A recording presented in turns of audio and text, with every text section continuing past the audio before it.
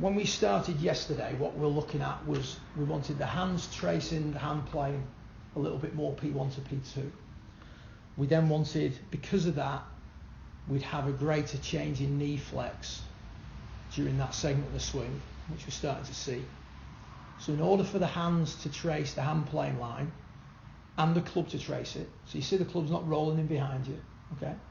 If it went in a little bit, that wouldn't be a problem. But in order for the hands to trace that line, the knees have to change flex.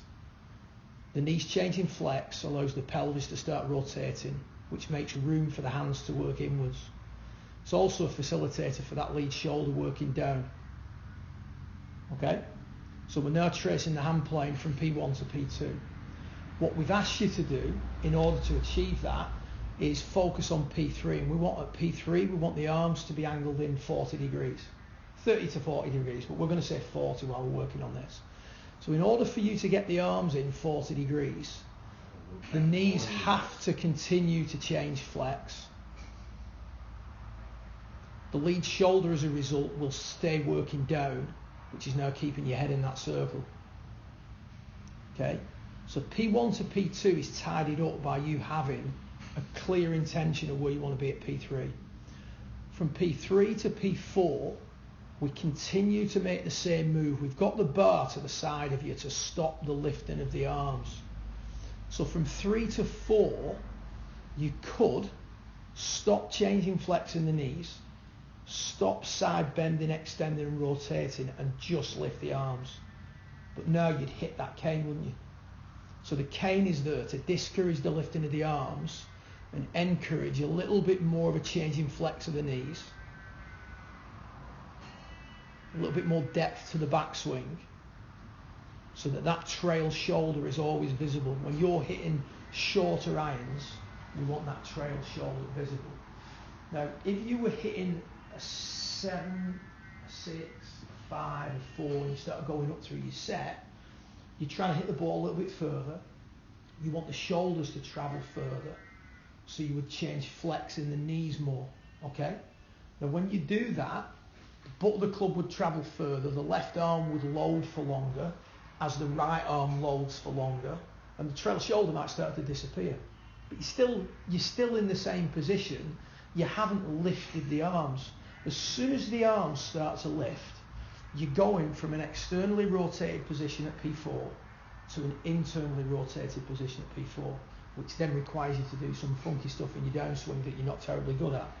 So as you change direction on this one now, there is a slight steepening of the shaft. You see that. I'll come to that sort of at some point today, and we'll talk about that.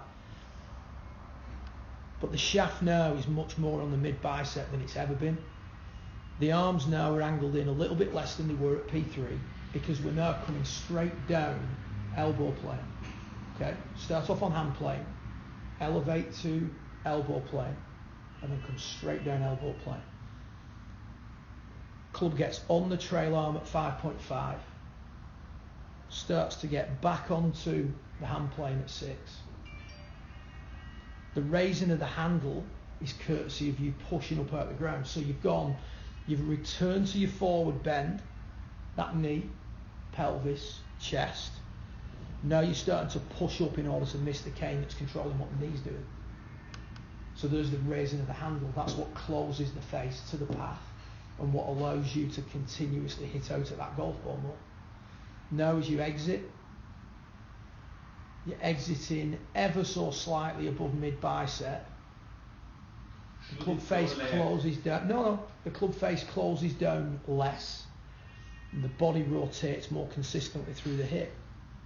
I would like to see you release the head a little bit sooner. I think you keep your head down for too long. You don't watch the ball, or you don't pick up the flight of the ball soon enough.